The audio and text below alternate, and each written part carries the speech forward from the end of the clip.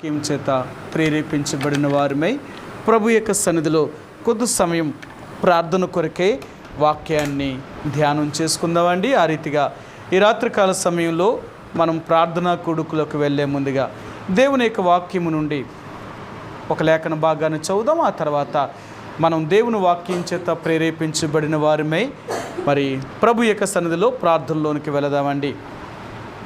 మలాకీ గ్రంథము 4వ అధ్యాయము.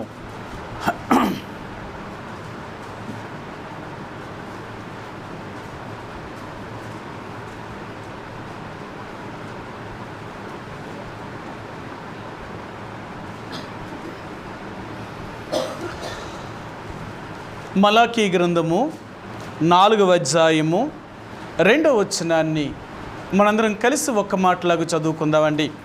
పాత నిబంధన గ్రంథములో చివరి గ్రంథం అండి మలాకీ గ్రంథము 4వ అధ్యాయము 2వ వచనాన్ని మనందరము ప్రార్థన కొరకే ఈ రాత్రి మరి ఈ వాక్య భాగాన్ని చదువుదామండి. చదవగలిగిన వారు నాతో కూడా అందరూ కలిసి చదవడానికి ప్రయత్నం చేయండి. అయితే నా నామమందు భయభక్తులు గలవారగు మీకు నీతి సూర్యుడు ఉదయించును, అతని రెక్కలు ఆరోగ్యము కలిగజేయును గనుక మీరు బయలుదేరి క్రొవ్విన దూడల గంతులు వేయినట్లు గంతులు వేయుదురు. ఈ రాత్రికాల సమయంలో చదువుబడిన లేఖన భాగాన్ని దేవుడు దీవించునుగాక. ప్రార్థనకి వెళ్ళే ముందుగా ప్రార్థన కొరకే మనం ఎలాగా ఉండాలి అనేది మనం మొదట మరి వాక్యం ద్వారా పరీక్షించబడిన వారిమే. ఆ తర్వాత మనం ప్రభు యొక్క సన్నిధిలో ప్రార్థించినప్పుడు తప్పక దేవుడు మన ప్రార్థనను అంగీకరించేవాడు. ఎందుకంటే సొలొమోను లేక దావీదు లేక అనేక మంది దైవజనులైన వారు దేవుని ప్రజలు ప్రార్థించే ముందు మొట్టమొదటిగా తమ్మును తాము చూసుకున్నారు. తాము ఏ స్థితిలో ఉన్నామో అది చూసుకొని వారు ఏ స్థితిలో పడిపోయారో లేకపోతే ఏ స్థితిలో వారు పాపములో ఉన్నారో వారి జీవితంలో వెళ్తున్న పరిస్థితులన్నింటినీ వారు గుర్తించిన వారే ఆ తర్వాత వాటినన్నిటినీ దేవుడి దగ్గర సరిచేసుకొని ఆ తర్వాతే దేవుణ్ణి అడగడం అనేది ప్రారంభించారు. ఒకవేళ అలాగూ కాకుండా మనం ఎలాగ జీవించినప్పటికీ కూడా మనకి ఇష్టం వచ్చినట్లుగా జీవిస్తూ ఏదో మనం దేవుని యొక్క సన్నిధిలో ప్రార్థించామనుకోండి, మన ప్రార్థన దేవుని యొక్క సన్నిధికి వినబడదు, లేక ఆయన సన్నిధికి వెళ్ళదు. ఎందుకు అంటే మన హృదయంలో మన జీవితంలో పాపాన్ని పెట్టుకొని దేవునికి యోగ్యమైన రీతిగా లేకుండా మనం ప్రార్థించినప్పుడు దేవుడు మన ప్రార్థనను అంగీకరిస్తాడు అనేది అది జరగని పని అండి, ఎప్పటికీ జరగదు. అందుకని బైబిల్ గ్రంథంలో ప్రార్థనకి వెళ్ళే ముందు ఎన్నోసార్లు మీకు చెప్పాను, దేవుడు ఎవరి ప్రార్థన వింటాడు, దేవుడు ఎవరికి సహాయం చేయగలుగుతాడు అని. కాబట్టి ఎవరైతే నిజముగా దేవుని యందు యథార్థమైన జీవితాన్ని జీవిస్తూ దేవుడు చెప్పినట్లుగా ఆయన ఆజ్ఞలను అనుసరించగలుగుతారో వారు మాత్రమే నిజంగా దేవుని ద్వారా ఆశీర్వదించబడిన వారిగా లేక దేవుడి ద్వారా వారు సహాయం పొందేవారిగా, వారి కష్టముల నుండి వారి బాధల నుండి విడుదల పొందేవారిగా ఉంటారండి. ఒకవేళ అలాగ లేకుండా ఈ లోకంలో వారి సమస్యల నుంచి విడుదల పొందలేరు. అందుకనే ఈ మలాకీ గ్రంథములో 4వ అధ్యాయంలో మరి మలాకీ ఇశ్రాయేలు ప్రజల గురించి ఆయన ఈ మాటను జ్ఞాపకం చేస్తూ వస్తున్నాడు. ఆయన ఏమంటున్నాడు అంటే చదువుదామండి. 4వ అధ్యాయము 2వ వచనమండి. అయితే నా నామమందు భయభక్తులు గలవారగు మీకు నీతి సూర్యుడు ఉదయించును, అతని రెక్కలు ఆరోగ్యము కలుగజేయును గనుక మీరు బయలుదేరి క్రొవ్విన దూడల గంతులు వేయినట్లు గంతులు వేయుదురు. ఈ రాత్రికాల సమయంలో దేవుని యొక్క ప్రజలుగా ఇక్కడ మలాకీ దేవుని యొక్క ప్రజలకి ఈ విషయాన్ని జ్ఞాపకం చేస్తూ వస్తున్నాడు. ఆయన ఏమంటున్నాడు అంటే అయితే నా నామమందు భయభక్తులు గలవారగు మీకు నీతి సూర్యుడు ఉదయించును. దేవుని యందు ఆయన నామమందు భయభక్తులు గలవారికి నీతి సూర్యుడు ఉదయించగలుగుతాడండి. ఆ నీతి సూర్యుడు ఎప్పుడైతే ఉదయించగలుగుతున్నాడో వారికి ఆరోగ్యము కలుగుతుంది. ఆ నీతి సూర్యుడు ఉదయించలేనప్పుడు వీరికి ఆరోగ్యం అనేది ఉండదు. ఈ రెండు విషయాల్ని ఈ రాత్రి మనం ప్రార్థనకి వెళ్ళే ముందుగా జ్ఞాపకం చేసుకుందాం. ఇక్కడ ఆయన ఏంటంటే నా నామమందు భయభక్తులు గలవారగు మీకు ఈ రాత్రి దేవుడు అనేది ఏంటంటే, నా నామమందు భయభక్తులు గలవారగు మీకు. నిజంగా దేవుని యొక్క ప్రజలుగా మనం దేవుని యందు భయభక్తులు కలిగి ఉండగలిగితే ఇంతకంటే ఇంకేమీ చేయవలసిన అవసరం లేదండి. మనం నిజంగా దేవుని యందు భయభక్తులు కలిగి ఉండగలిగితే నువ్వు అడగక మునిపే దేవుడు నీ సమస్యలను తీర్చగలిగిన వాడు, నీ అక్కర్లను తీర్చగలిగిన వాడు, నీ పరిస్థితులన్నిటినీ చక్కపరచగలిగిన వాడు. కాబట్టి ఇలాగ లేకపోవడం వల్లే, తన యందు భయభక్తులు లేకపోవడం వల్లే ఈరోజు దేవుని యొక్క ప్రజలు అనబడుతున్నవారు అనేకమైన సమస్యలు గుండా వెళ్తున్నారు. ఎందుకు వీరికి ఈ సమస్యలు వస్తున్నాయి అంటే, వారు దేవుని యందు భయభక్తులు చూపకపోవడం వల్ల. అందుకనే ఆయన అంటాడు, నిజంగా మీరు నా మాట ఆలకించిన యెడల ఈ భూమి మీద మీరు మంచి పదార్థాలని అనుభవిస్తారు అంటున్నాడు ఆయన. మనం దేవుని యొక్క మాట వినలేని కారణాన్ని బట్టే దేవుడు మనకి ఈ లోకంలో శ్రేష్టమైనవి లేదా మంచివి మనం అనుభవించలేకపోతున్నాం. ఈ రాత్రికాల సమయంలో దేవుని యొక్క ప్రజలుగా తన నామమందు భయభక్తులు గలవారగు మీకు, ఈ రోజున దేవుడు మనకి మరలా భయభక్తుల గురించి మాత్రమే నేర్పించాలనుకుంటున్నాడు. గత బుధవారం కూడా దేవుడు అదే మాట్లాడాడు. కానీ మరలా దేవుడు ఈరోజు కూడా మనకు ఇదే మాట మాట్లాడుకున్నాడు. నేను ఉదయకాల సమయంలో ప్రార్థన కొరకే నేను కనిపెట్టాను, ప్రభువా ఈరోజు నేను నీ ప్రజలకి ఏం వాక్యం చెప్పమంటావు, ఏం చెప్పమంటావు చెప్పు. నువ్వేం చెప్పమంటావు అది చెప్పాలే తప్ప ఏదో నా అంతటి నేను సిద్ధపరచుకున్నది, ఏదో నా నోటుకు వచ్చింది, నాకు ఇష్టమైనది నేను చేయడం కాదు. నువ్వేం చెప్పమంటావో చెప్పు అంటే దేవుడు ఈ మాటనే గుర్తు చేశాడు. నా నామమందు భయభక్తులు గలవారు మీకు నీతి సూర్యుడు ఉదయిస్తాడు, అతని రెక్కల కింద మీకు ఆరోగ్యము కలుగుతుంది అంటున్నాడు ఆయన. అంటే ఈ రెండు విషయాల గురించి నేను చాలా సేపు కనిపెట్టాను. అసలు ఏంటి నాకు అర్థమవుతలేదు. నీ నామమందు భయభక్తులు గల వారికి మరి నీతి సూర్యుడు ఉదయిస్తానంటున్నావు, అతని రెక్కల కింద మీకు ఆరోగ్యం కలుగుతుంది అంటున్నావు. మరి ఈ మాట నాకేమర్థమవుతుంది చెప్పు అని చాలాసేపు నేను దేవుడి దగ్గర కనిపెట్టినప్పుడు దేవుడు ఈ రెండు విషయాలు జ్ఞాపకం చేశాడు. ఒకటి, యెహోవా యందు భయభక్తులు కలిగి ఉండడం. అంటే భయభక్తులు అంటే గత వారం కూడా జ్ఞాపకం చేశాను, భయము వేరు భక్తి వేరు. అవునంటారా? భయం ఏంటి భక్తి ఏంటి? భయం ఏంటి భక్తి ఏంటి వేరే, కానీ భయం ఏంటి భక్తి ఏంటి? మీకు ఒక మాట చెప్తాను, మనకు బాగా తెలుసు, మీకు బైబిల్లో ఉన్న మాటే చూపిస్తాను. యాకోబు రాసిన పత్రిక 2వ అధ్యాయంలో దయ్యములు కూడా దేవునికి భయపడి వణుకుచున్నాయంట అంటాడా మాట ఉంది కదా. సరే మీకు ఆ మాట చూపిస్తాను. యాకోబు రాసిన పత్రిక 2వ అధ్యాయము, యాకోబు రాసిన పత్రిక 2వ అధ్యాయము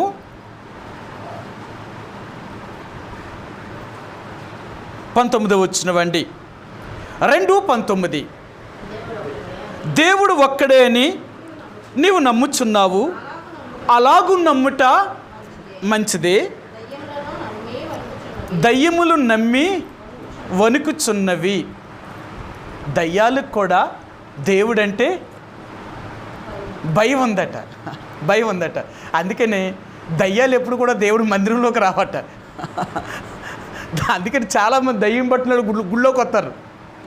ఎందుకని దేవుడు మందిరంలోకి వస్తారంటే దేవుడు మందిరానికి వెళ్తే దయ్యం పోద్దని. దేవుడు మందిరానికి వస్తే దయ్యం పోద్ది. ఎందుకు దేవుడు మందిరానికి వస్తే దయ్యం పోద్దంటే దేవుడు మందిరంలో ఉంటాడు కాబట్టి. దేవుని యొక్క సన్నిధి ఎక్కడైతే ఉంటుందో దయ్యాలు అక్కడ ఉండవు. అవునంతేనా? దేవుడు సన్నిధి ఎక్కడ లేదో అక్కడ దయ్యాలు ఉంటాయి. అంతేనా? ఇది నిజమే కదా, ఇది నిజం.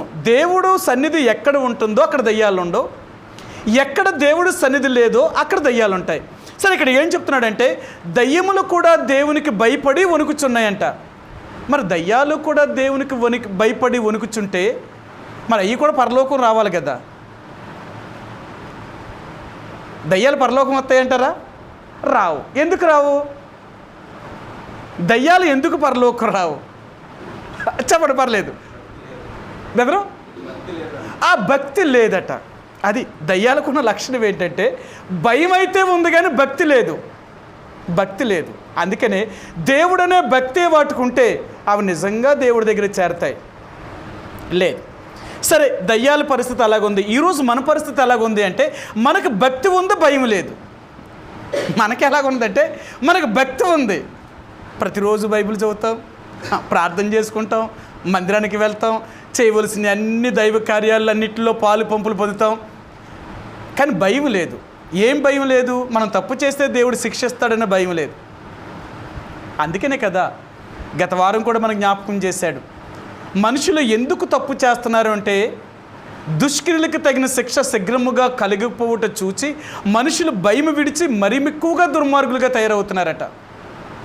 కాబట్టి ఈ రాత్రికాల సమయంలో దేవుడు మనతో జ్ఞాపకం చేసేదంటే మనకి భక్తి ఉంది కానీ భయం లేదు, దయ్యాలకేమో భయం ఉంది కానీ భక్తి లేదు. అందుకనే ఈ రెండు వేరువేరుగా ఉన్నాయన్నమాట.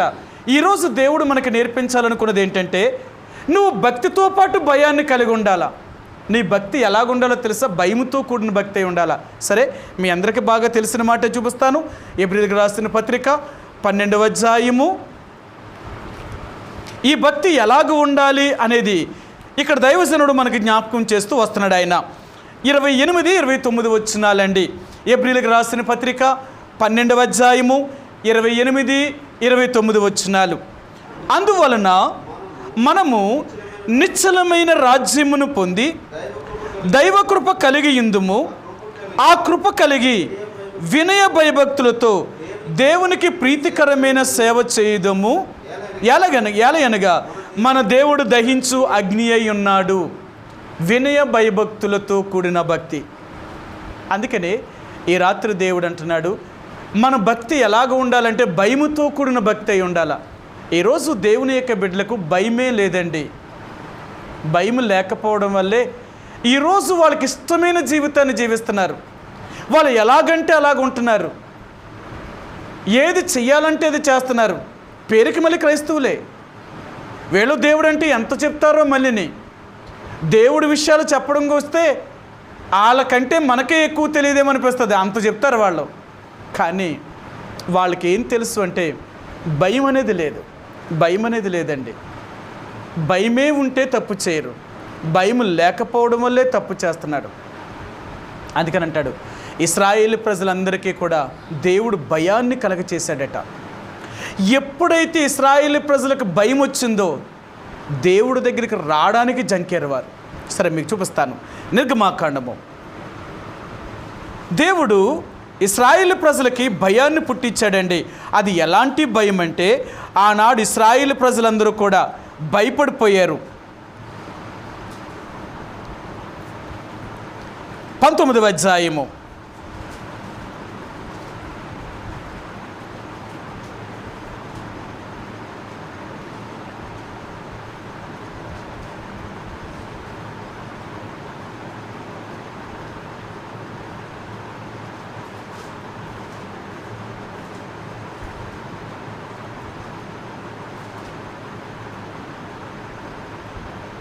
పదమూడవ వచనమండి. ఎవడును చేతితో దానిని ముట్టకూడదు, ముట్టినవాడు రాళ్లతో కొట్టబడవలెను, లేక పొడవబడవలెను. మనుషులు కానీ మృగమే కానీ బ్రతకకూడదు.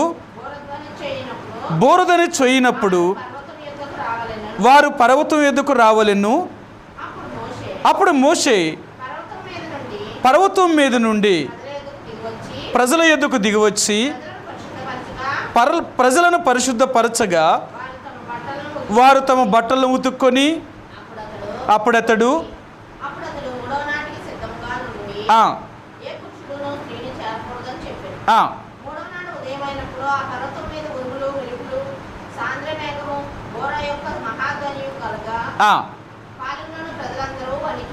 చూసారా, దేవుని యొక్క స్వరాన్ని వినేటప్పటికి ఇశ్రాయేలు ప్రజలందరూ కూడా వణికిపోయారు. ఆ మేఘము అగ్నితో ధూమముతో నిండిపోయిందన్నమాట. దేవుడు మోషేతో మాట్లాడుతున్నప్పుడు ఆ మేఘము సీనాయి పర్వతం అంతా కూడా ఎంత భయంకరంగా అయిపోయిందంటే ఉరుములు, మెరుపులు, భయంకరమైన ధ్వనులు పుట్టాయన్నమాట. ఆ ధ్వని ఎప్పుడైతే పుట్టిందో ఇశ్రాయేలు ప్రజలందరూ కూడా భయపడిపోయారు. చూడండి, ఒక మాట చూపిస్తాను. 18 వచనమండి. యెహోవా అగ్నితో సీనాయి పర్వతం మీదకి దిగి వచ్చినందున అదంతయు ధూమమయమై ఉండెను. దాని ధూమము కొలిమి ధూమం వలె లేచెను, పర్వతమంతయు మిక్కిలి కంపించెను. ఆ బూరధ్వని అంతకంతకు బిగ్గరగా మ్రోగెను. మోషే మాట్లాడుచుండగా దేవుని యొక్క కంఠస్వరము చేత దేవుడు ఆయనకి ఉత్తరం ఇచ్చుచుండెను. ఇశ్రాయేలు ప్రజలతో దేవుడు మాట్లాడుతున్నప్పుడు ఆ మాట వినేటప్పటికీ ఇశ్రాయేలు ప్రజలు భయపడిపోయారు. వారు అన్నారు, అయ్యా ఇక మరలా మేము ఎప్పుడూ కూడా దేవుని దగ్గరికి రాము. ఒకవేళ దేవుడు ఏదైనా మాతో చెప్పాలి అనుకుంటే నీతో చెప్పమను, నువ్వొచ్చి మాతో చెప్పు. ఆయన ఏం చెప్తాడో అది మేము చేస్తాం, అంతేకాని దేవుడి దగ్గరికి మాత్రం మేము రాలేము. ఒకవేళ మేము దేవుడి దగ్గరికి వస్తే నిశ్చయముగా మేము చచ్చిపోతాం. ఆ భయం వచ్చింది. అందుకనే ఎప్పుడైతే ఇశ్రాయేలు ప్రజలకు దేవుడు భయాన్ని పుట్టించాడు, ఆ భయం ఎప్పుడైతే వారు చూశారో, ఆ యొక్క మాట స్వరము, ఆ మేఘము, ఆ యొక్క సేనాయి కొండ మీదకి దిగి వచ్చినప్పుడు అదంతా చూశారో దేవుడంటే భయపడిపోయారండి. అర్థమైందా?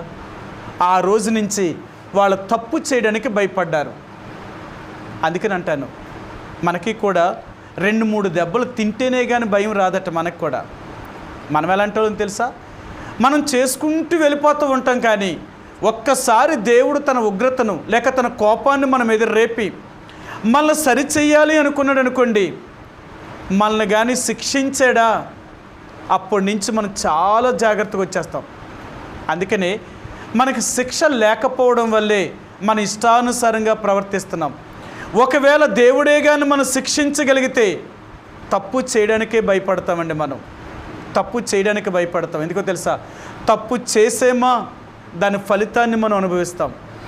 నిజమండి, నేను చాలాసార్లు చెప్పాను, దేవుని యందు భయభక్తులు కలిగిన వారు కానీ నిజంగా తప్పు చేస్తే దేవుడు తప్పుకి తగిన శిక్షణ పెట్టినప్పుడు వారు రెండోసారి తప్పు చేయడానికి భయపడతారు.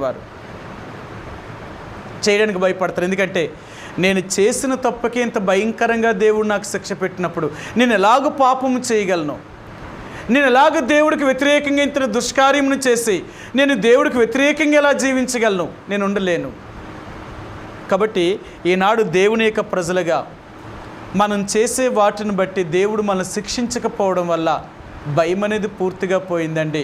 ఈరోజు మనకి దేవుడిని ఒకవైపు మాత్రమే చూస్తున్నాం. మనకి యేసుప్రభువారు ఎలా కనపడుతున్నాడు తెలుసా? చాలా ప్రేమ కలిగిన వాడు. ఈరోజు క్రైస్తవులందరికీ చెప్పే మాట ఏంటంటే, యేసుప్రభువారికి ఉన్నంత ప్రేమ ఇంకెవ్వరికీ లేదట.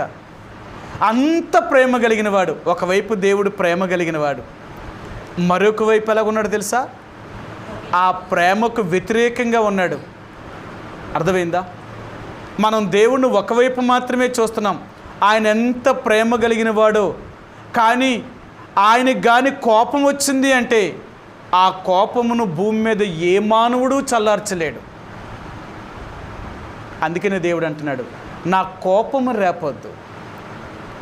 నా కోపము రేపేవా నువ్వు బూడిదైపోతావు, లేకపోతే మట్టిలో కలిసిపోతావు. నేను కానీ కోపపడ్డాను అంటే నువ్వు ఎక్కడ నిలబడగలవు నా ఎదుటి? నువ్వు మానవుడు ఏ పాటు వాడు? దేవుడికి కానీ కోపం వచ్చి ఆయన కానీ మనల్ని చూస్తే మనం ఎందుకు పనికిరామండి? అందుకని అంటాడు, ఇశ్రాయేలు ప్రజలు తప్పు చేసినప్పుడు దేవుడు అంటాడు, మోషే నా ఇశ్రాయేలు ప్రజలను తీసుకొచ్చాను, వారు నాకు వ్యతిరేకంగా తప్పు చేశారు కాబట్టి నా కోపం వారి మీద మండుతుంది అన్నాడు ఆయన. మోషే అన్నాడు, ప్రభువా నీ కోపం వారి మీద మండనివ్వద్దు. నీ కోపము కానీ మండిందంటే సర్వ సమాజము చచ్చిపోతారు, ఇంకెవరు బతకరు. మోషేతో చెప్పాడు, మోషే ఈ సమాజం అంతటినీ చంపేస్తాను నేను, మరలా నీ చేత ఇంత జనాంగాన్ని పుట్టిస్తాను. మోషే ఈ ప్రజలు లోబడినలని ప్రజలు చాలా దుర్మార్గులు వీళ్ళు అన్నారు. అప్పుడు మోషే అన్నాడు, ప్రభువా అంతటి మాట అనొద్దు. ఆనాడు ప్రజలందరూ కూడా నీ మాట వినకపోవడం వల్లే కదా జలప్రలయము చేత లోకమంతటినీ అంతము చేసి నోవహుని ఏర్పరచుకొని నోవహు ద్వారా మరలా సంతానాన్ని తీసుకొచ్చావు. ఆ తర్వాత అబ్రహాముని ఏర్పరచుకొని అబ్రహాము ద్వారా ఒక్కడిని ఆయన ఏర్పరచుకొని ఆయన ద్వారా ఈ భూమి మీద నీ సంతానాన్ని ఇంత సంతానంగా పుట్టించావు. ఈ ప్రజలు నీ మాట వినలేదని ఇప్పుడు వీరిని చంపేస్తాను అంటున్నావు. సరే నీవు అన్నట్టే జరగవచ్చు. రేపు నాకు పుట్టిన మరి నా సంతానము కూడా ఇంత గొప్ప విస్తారమైన జనాంగం అయిన తర్వాత వాళ్ళ పాపం చేయరని రుజువేంటి? అబ్రహాము ద్వారా పుట్టిన ఈ సంతానమే ఇంత తప్పు చేస్తే నేనెంత, నా వల్ల పుట్టిన వారు ఇంకెంత తప్పులు చేస్తారు? ఒకవేళ అలా తప్పు చేసిన వారిని అందరినీ నువ్వు చంపుకుంటూ పోతే, నీ కోపం వారి మీద మండితే భూమి మీద ఎవరు నిలబడగలరు?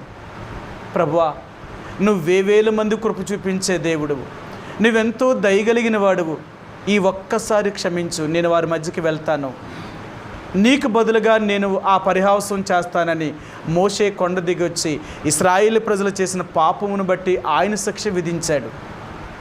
అందుకని అంటున్నాడు, దేవుడు కోపపడ్డా, ఆయన కోపం ఎదుట ఏ నరుడు నిలవజాలడు. అందుకనే దేవుడు చాలా దీర్ఘశాంతము కలిగినవాడు. ఎంత దీర్ఘశాంతం కలిగినవాడంటే, మనం ఈ భూమి మీద మరణించేంతవరకు కూడా నిన్నేమీ చేయకుండా వదిలేస్తున్నాడు దేవుడు. ఇదే కదా ఈరోజు మనకున్న ధైర్యం అంతా ఏంటంటే, ఎన్ని చేసినప్పటికీ కూడా దేవుడు మనల్ని ఏమీ అంటలేదు అనుకుంటే మనం అక్కడే తప్పు చేసాం. మనం ఎన్ని చేసినా మనకు శిక్ష రాలేదు అంటే మన పరలోకం పోగొట్టుకుంటున్నాం. ఇది నిజం. అది నువ్వు పాపాలు చేసుకుంటూ, నువ్వు తప్పులు చేస్తూ, దేవునికి వ్యతిరేకంగా జీవిస్తూ వెళ్ళిపోతున్నప్పుడు కూడా నీకే కీడు, ఏ నష్టము, ఏ బాధ రాకుండా నువ్వు బాగానే ఉన్నావు అనుకోండి, దేవుడిని నిన్ను చేసినా నన్ను క్షమిస్తున్నాడు అని అనుకుంటున్నావు. కానీ బైబిల్ ఏం చెప్తుంది తెలుసా? నేను నీతో ఎప్పుడో వదిలేశాను, నిన్ను ఎప్పుడో వదిలేశాను. ఒకవేళ నేనే కానీ నీతో ఉండుండేలా ఉంటే నువ్వు తప్పు చేసినప్పుడే నిన్ను శిక్షించేవాడిని. అర్థమైందా? నువ్వు తప్పు చేసినప్పుడే శిక్షించేవాడిని. కానీ ఎందుకు నేను నీతో లేనో తెలుసా? నువ్వు చేసిన తప్పును బట్టే నేను ఎప్పుడో వదిలేశాను. దేవుడు చూడండి, ఎవరైనా దేవుడు తప్పు చేసినప్పుడు దేవుడు వారిని శిక్షించాడా? దేవుడు వారితో ఉన్నాడు. వారి శిక్షలో పాలు పంపులు పొందలేదా? దేవుడు వారితో లేడు. కాబట్టి దేవుని బిడ్డలుగా ఈ రాత్రి దేవుడు అనేది ఏంటంటే, యెహోవా యందు భయభక్తులు కలిగి ఉండడానికి మనం నేర్చుకోవాలా. మన భక్తి భయముతో కూడిందై ఉండాలా. మన భక్తి ఎలాంటిదంటే తప్పు చేయడానికి భయపడాలా. ఒక్కసారి మనం యేసుప్రభువుని నమ్మిన తర్వాత, ఆయన పిల్లలుగా చేయబడిన తర్వాత మరలా మనం పాపము చేయడానికి ఎటువంటి తెగింపు మన జీవితంలోనికి రాకూడదన్నమాట. తప్పు చేసేంత ధైర్యం మనకు లేదు. నేను ఎలాగ తప్పు చేయగలను? దేవుని దృష్టిలో నేను రక్షించబడ్డాను, నేను దేవుని పిల్లనని చెప్పుకుంటున్నాను. అలాంటి పరిస్థితుల్లో నేను తప్పు చేస్తే ఆ దేవుని యొక్క ఉగ్రత ఎలాగుంటుంది? అందుకనే దేవుని బిడ్డలుగా తప్పు చేయడానికి భయపడేవారండి వాళ్ళే నిజమైన భయభక్తులు కలిగిన వారు. మనందరికీ తెలుసు కదా, యెహోవా యందు భయభక్తులు కలిగిన వాడు చెడుతనాన్ని అసహ్యించుకుంటాడు, పాపమును అసహ్యించుకుంటాడు, దేవునికి వ్యతిరేకమైన జీవితాన్ని అసహ్యించుకుంటాడు. ఎందుకంటే వారు దేవుని యందు భయభక్తులు కలిగిన వారు అని అదే గుర్తు వాళ్ళకి. వారు దేవుని యందు భక్తి భయము కలిగి ఉన్నారు అంటే వాళ్ళు తప్పు చేయడానికి భయపడతారు. యెహోవా యందు భయభక్తులు లేని వారు తప్పు చేయడానికి భయపడరు వారు. ఎందుకంటే భయభక్తులే వారికి లేనప్పుడు ఇంకెలా తప్పు చేయకుండా ఎలా ఉంటారు? వాళ్ళ ఇష్టం. కాబట్టి ఈ రాత్రికాల సమయంలో దేవుడు జ్ఞాపకం చేసేది ఏంటంటే, నిజంగా మనం దేవుని యందు భయభక్తులు కలిగి ఉన్నామా? మనం చేస్తున్న భక్తి భయముతో కూడిందై ఉందా? భయముతో కూడింది ఉందా? మనం చేసే భక్తి భయముతో కూడింది కాకపోతే దేవుడు మన ప్రార్థన ఎలా వింటాడు? అర్థమైందా? అందుకని అంటారు దైవజనుడు భక్సింగ్ గారు, ఆయన ఎప్పుడు కూడా చెప్పేవారు, ఆయన ఎంతగా దేవుని యేళ్ళ భయభక్తులు కలిగి ఉండేవాడు అంటే, తను ఎప్పుడు కూడా దేవుణ్ణి ప్రార్థించినప్పుడు కానీ, దేవుని వాక్యాన్ని చదివినప్పుడు కానీ, దేవుడి దగ్గర కనిపెట్టినప్పుడు కానీ ఆయన మోకాళ్ళ మీద దేవుడి దగ్గర కనిపెట్టేవాడట. మోకాళ్ళ మీద ఉంటేనే దేవుడు వింటాడా? మోకాళ్ళ మీద లేకపోతే దేవుడు వినడా? ఈ రోజుల్లో మనం చేస్తున్న ప్రార్థన ఎలాగుందో తెలుసా? మన ఇష్టం వచ్చినట్లు చేస్తున్నాం ప్రార్థన. ఎందుకంటే దేవుడు ఎలా చేస్తే ఏంటి? విండా? నువ్వు కూర్చొని చేస్తున్నావా? నువ్వు పడుకొని చేస్తున్నావా? నువ్వు నిలబడి చేస్తున్నావా? నువ్వు ఎలాగ చేస్తే ఏంటి? నువ్వు ఎలా చేసినా దేవుడు విండా? మరి అలాగ అనుకున్నప్పుడు భక్సింగ్ గారు కూడా ఏం మోకాళ్ళ మీద ఎందుకు వచ్చి ప్రార్థన చేయాలా? ఆయన పడుకొని ప్రార్థన చేయలేడా? మనందరికీ తెలుసు కదా, ఎన్నోసార్లు వీడియో కూడా చూస్తూ ఉంటాం, వాట్సాప్లో పెడుతుంటాడు. ఆయన లండన్ వెళ్ళినప్పుడు ఆయనకి 72-73 సంవత్సరాల వయసులో ఒకరు ఎడమవైపు ఒకరు కుడివైపులో ఒకరు పట్టుకొని చైర్ దగ్గర తీసుకెళ్ళినప్పటికీ కూడా ఆయన వాళ్ళందరినీ వదిలేసి ఆయన స్టేజీ మీదకి వెళ్ళినప్పుడు ఆయన స్టేజీ మీద కుర్చీలో కూర్చొని ప్రార్థన చేయలేదు. ఆయన ఆ కుర్చీ దగ్గర మోకరించి ప్రార్థన చేశాడు. ఆయన 72 సంవత్సరాల వయసులో ఆయనకి శక్తి లేని సమయంలో కూడా ఆయన మోకాళ్ళ మీదకి వెళ్ళి ప్రార్థన చేశాడే. ఆయనకు తెలియదా? అప్పటికే ముసలివాడైపోయాడు, ఎన్నో బాధలు బలహీనతలతో ఉన్నాడు. అలాంటి దైవజనుడు కుర్చీలో కూర్చొని ప్రార్థన చేయలేడా? ఆయన ఎవరికి భయపడ్డాడంటే దేవునికి భయపడ్డాడంటే, నా దేవునికి నేను ఎంత వినయ భయభక్తులతో నేను భక్తి చేస్తున్నాను. అందుకే దేవుడు అంటాడు, నువ్వు మనుషులకు భయపడవద్దు, దేవునికి భయపడు. నిజంగా నువ్వు నేను దేవునికి భయపడి ఉంటే, దేవుడు ఎక్కడైనా ఉన్నాడు అనే భయాన్ని మనం కలిగి ఉంటే తప్పు చేయడానికి భయపడతాం. అందుకని ఇశ్రాయేలు ప్రజలకు అంటున్నాడు, నాకు భయపడేవాడు ఎక్కడ ఉన్నాడు అని దేవుడు అడుగుతున్నాడట. సరే, మీకు ఆ మాట చూపిస్తాను, ఇక్కడే చూపిస్తాను. మలాకీ గ్రంథము. దేవుడు ఈ మలాకీ గ్రంథములో ఇశ్రాయేలు ప్రజల గురించి ఆయన చెప్తూ ఆయన ఏమంటున్నాడు అంటే, నాకు భయపడేవాడు ఎక్కడ ఉన్నాడు అని అడుగుతున్నాడు. మలాకీ గ్రంథము 1వ అధ్యాయము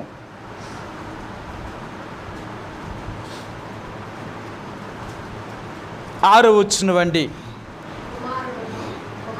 కుమారుడు తన తండ్రిని గనపరుచును గదా, దాసుడు తన యజమాని గనపరుచును గదా. నా నామమును నిర్లక్ష్యపెట్టు యాజకులారా, నేను తండ్రినైతే నాకు రావలసిన ఘనత ఏమాయను? నేను యజమానుడినైతే నాకు భయపడేవాడు ఎక్కడ ఉన్నాడు అని సైన్యములకు అధిపతియగు యెహోవా మిమ్మును అడుగగా. ఆయన అంటున్నాడు, నాకు భయపడేవాడు ఎక్కడ ఉన్నాడని. ఈ రోజుల్లో మనకు మనంగా పరీక్షించేసుకుంటే నిజంగా మనం భయపడుతున్నామా దేవుడికి? అందుకే దేవుడు అంటున్నాడు, నాకు భయపడేవాడు ఎక్కడ ఉన్నాడు. మనం నిజంగా దేవుడికి భయపడితే మనం తప్పు చేయమండి. ఎందుకో తెలుసా? దేవుడు అనేవాడు ఎక్కడైనా ఉన్నాడు. భూమాంత్యం ముందు అంటే మనం ఎక్కడికి వెళ్ళినా దేవుడు మనల్ని చూస్తున్నాడనే సంగతి మనం గుర్తించగలిగితే తప్పు చేయడానికి భయపడతాం, తప్పు చేయడానికి భయపడతాం. అందుకనే మనం ఎవరికి భయపడతాం అంటే మనుషులకు భయపడం. వాళ్ళెవరు వీళ్ళెవరు, నేను ఎవరికో భయపడను, నా దేవునికి నేను భయపడతాను. అందుకనే దేవుని బిడ్డనేవారు ఎక్కడ ఉన్నా తప్పు చేయరు. అందుకనే ఓ క్రైస్తవుడి గురించి లోకం ఇచ్చేదేంటో తెలుసా? సాక్ష్యం. నిజంగా నేను మీకు మాట చెప్తాను. ఒకసారి వాట్సాప్లో పెట్టారన్నమాట. బీజేపీ స్థాపకుడైన వాజ్పేయిని ఒకరు ఇంటర్వ్యూ చేశారు. ఇంటర్వ్యూ చేసినప్పుడు ఆయన అడిగారన్నమాట, ఈనాడు భారతదేశాన్ని అనేక మంది క్రైస్తవ మత నాయకులు, క్రైస్తవులు మత మార్పిడి చేస్తున్నారు, దాని విషయంలో మీరు ఏం చెప్తారు అన్నారు. ఆయన ఒకటే చెప్పాడు, మీకు మత మార్పిడిలాగా మీకు కనపడుతుంది కానీ నిజంగా నాకు అలాగలేదు. వాళ్ళు ఏం చేస్తున్నారు అంటే అనేకమైన చెడిపోయిన వారిని, లేక దొంగలని, అనేక మంది నరహంతకుల్ని, అనేక మంది చెడు వ్యసనాలకు లోనైపోయిన వారిని అందరినీ మంచివారిగా మారుస్తున్నారు. మీరు చూసే విధానంలో వాళ్ళేమో మత మార్పిడి చేస్తున్నారని మీరు అనుకుంటున్నారు, కానీ వాడు అలా చేయలేదు. చెడిపోయిన వారిని అందరినీ మంచి వాళ్ళుగా మారుస్తున్నారు. ఇది అర్థమైందా? ఓ క్రైస్తవుడి గురించి ఇచ్చే సాక్ష్యం ఏంటో తెలుసా? క్రైస్తవుడు ఎక్కడ ఉన్నా వాడు ఒక జ్యోతి వలె వెలుగుతూ ఉంటాడనమాట. అంటే పాపము చేయకుండా అనేక మందిని దేవుడితోటి త్రిప్పేవాడిగా ఉంటాడు. సరే, మీకు ఈ మాట చూపిస్తాను. దానియేలు గ్రంథము 12వ అధ్యాయము. దానియేలు గ్రంథము 12వ అధ్యాయము 3వ వచనం అండి. 12:3. బుద్ధిమంతులైతే ఆకాశ మండలములోని జ్యోతులను పోలిన వారే ప్రకాశించెదరు. నీతి మార్గమును అనుసరించి నడుచుకున్నట్లు ఎవరు అనేకులను త్రిప్పుదురో వారి నక్షత్రం వలె నిరంతరమును ప్రకాశించెదరు. సరే, ఒక క్రైస్తవుడు అనేవాడు ఎక్కడ ఉన్నా అనేకుల్ని మార్చేవాడు. చెడిపోయిన తనంలో ఉన్నవారిని, పాడైపోయిన వారిని, పాపములో ఉన్నవారిని దేవుడు తట్టు త్రిప్పేవాడు. వాడు క్రైస్తవుడండి. వాడు నిజమైన బిడ్డ. వాడు ఎక్కడున్నా సరే తప్పు చేయడానికి భయపడతాడు. ఎందుకో తెలుసా? వాడు చేస్తున్న భక్తిలో భయం ఉంది. వాళ్ళు చేస్తున్న భక్తిలో భయం ఉందన్నమాట. అందుకనే వీళ్ళు తప్పు చేయడానికి భయపడతారండి. యెహోవా యందు భయభక్తులు లేనివారు, భక్తే లేనివారు భయాన్ని అలా కలిగి ఉంటారు. చాలామంది అనుకుంటారు వాళ్ళు చాలా భక్తి పరులండి అంటారు. కానీ వాళ్ళ భక్తి లోకానికి చూపించడం కొరకు, మనుషులను చూపించడం కొరకు. అందుకనే శాస్త్రుల గురించి, పరిసయ్యుల గురించి దేవుడు ఎన్నిసార్లు చెప్పాడు, ఆయన ఎన్ని మాటలు చెప్పాడో. మీరు మనుషుల దృష్టిలో నీతిమంతులు అనిపించుకునేవారే కానీ దేవుని దృష్టిలో మీరు నీతిమంతులు కారు. ఎందుకంటే మీరు మనుషుల దృష్టిలోనే మంచివారు కనిపించుకోవాలనుకుంటున్నారు. నా దృష్టిలో మీరు మంచివారు కాదు. నా దృష్టిలో మంచివారు అవ్వాలనుకుంటే నన్ను సంతోషపెట్టేలాగా నువ్వు జీవించాలా. అందుకని అంటాడు, మనం మనుషులదైన సంపాదించుకుని చూస్తున్నామా, దేవునిదైన సంపాదించుకుని చూస్తున్నామంటే మనం దేవునిదైన సంపాదించుకునేవారమే తప్ప మనుషులదైన సంపాదించుకునేవారం కాదు. ఒకవేళ మనుషుల యొక్క దయే మనకు కావాలి అంటే వాళ్ళు చెప్పినవన్నీ మనం చేస్తే ఆటోమేటిక్గా వారి దయ మనకు కలుగుతుంది. మీ అందరికీ తెలుసు కదా, ఆనాడు మొర్దెకై హామాను అటువంటి శాసనము చేయబడిన తర్వాత ఒకవేళ మొర్దెకై కానీ హామానుకు వంగి నమస్కారం చేస్తుంటే అంత సమస్య లేకపోను. మొర్దెకైని కూడా ఒక ఉన్నతమైన స్థానంలోనే ఉంచును, ఆయన ఉన్న పరిస్థితులు బాగానే ఉన్నాం. కానీ అలాగ చేయలేదు. ఈ హామానుకి నేను భయపడ్డం ఏంటి? నేను దేవునికి భయపడేవాడిను, మనిషికి నేను భయపడ్డాను. అతని దయ నాకేంటి? నాకు దేవుడు దయ ఉంటే చాలు. అర్థమైందా? అందుకనే మనం ఎప్పుడూ కూడా మనుషులను దయను సంపాదించుకునేవారం కాదు, మనం దేవుని దయను సంపాదించుకునేవారు. అందుకనే మనం దేవుని దయను సంపాదించుకోవాలి అంటే మానవుల దృష్టిలో మనం ఎప్పుడూ వ్యతిరేకులుగానే కనపడతాం. అర్థమైందా? నిజమండి. మనం ఎప్పుడైతే దేవుణ్ణి సంతోష పెట్టాలనుకుంటామో ఆ రోజు నుంచే మనుషులకి మనం శత్రువులుగా మారిపోతాం. కారణం ఏంటంటే వాళ్ళు చేసే వాటన్నిటికీ కూడా మనం లోబడం, వాళ్ళ ఇష్టానికి మనం ఒప్పుకోము, అన్ని దైవిష్టాను ప్రకారంగానే మనం వెళ్ళాలనుకుంటాం. అలాంటిదప్పుడు లోకంలో మనుషుల దృష్టికి మనం ఎప్పుడు కూడా వ్యతిరేకులుగానే కనపడతాం. అందుకని అంటాడు, ఈ లోకానికి ఒక క్రైస్తవుడు వ్యతిరేకి. నిజమేనండి. ఎందుకో తెలుసా? వాళ్ళ కట్టుబాట్లకి, వారి అద్దులకి, వీటన్నిటికీ ఈరోజు నిజంగా క్రైస్తవుల మీద ఇన్ని దాడులు జరగడానికి గల మొదటి కారణం ఏంటంటే వీళ్ళందరూ క్రైస్తవులుగా మారిపోతే మన హిందూ సంప్రదాయాన్ని ఎవరు పాటిస్తారు? ఒకవేళ అది పాటించకపోతే మనం ఎలాగో బ్రతుకుతాం? అంతే కదా. మీకు ఒక మాట చూపిస్తాను. ఆనాడు పౌలుని కూడా ఎందుకు చంపేయాలనుకున్నారు అంటే దీనివల్లేనండి. చూపిస్తాను మీకు. అపొస్తలుల కార్యములు 17వ అధ్యాయము.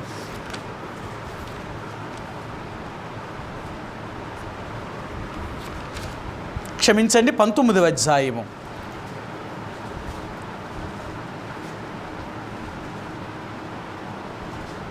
24 వచ్చినవండి. 24 వచనం. ఎలాగనగా దేమేత్రి అని ఒక కంసాలి అర్తమీ దేవికి వెండి గుళ్ళను చేయించుట వలన ఆ పని వారికి మిగుల లాభము కలుగజేయుచుండెను. అతడు వారిని అట్టి పనిచేయు ఇతరులను గుంపు కూర్చి, అయ్యలారా, ఈ పని వలన మనకు జీవనము బహుబావుగా జరుగుతున్నదని మీకు తెలియను. చూసారా,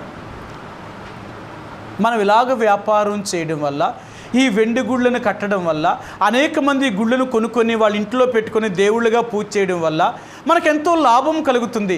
ఇప్పుడు ఈ లాభాన్ని వాళ్ళు పోగొడుతున్నారు. ఆ వెండితో చేయబడినవి, బంగారంతో చేయబడినవి, వీటిలతో చేయబడి దేవతలు దేవుళ్ళు ఎందుకు అవుతారు? అది కాదు అని వీళ్ళు బోధిస్తున్నారు.